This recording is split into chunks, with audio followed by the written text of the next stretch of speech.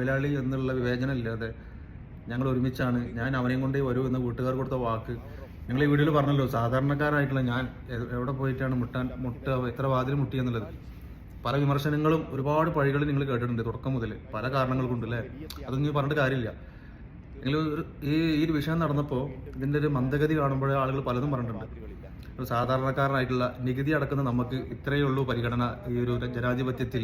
രാഷ്ട്രീയക്കാരൻ്റെ, ബിസിനസ്സുകാരൻ്റെ, ഉന്നതരുടെ, VIP-കളുടെ, അതിസമ്പന്നരുടെ അവിടെയൊക്കെ മക്കളായിരുന്നുവെങ്കിൽ വളരെ പെട്ടെന്ന് കിട്ടുമായിരുന്നു. ആ ഒരു തെരച്ചിലിന് സ്പീഡ് കൂടുമെന്നൊക്കെ ഉള്ളത്. എന്തായാലും ഇനി അത് പറഞ്ഞിട്ട് കാര്യമില്ല.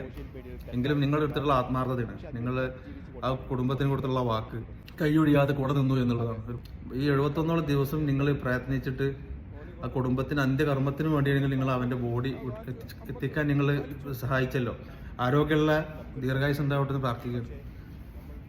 മരണപ്പെട്ട അർജുനിൽ ആദരാഞ്ജലികൾ അർപ്പിക്കുകയാണ്.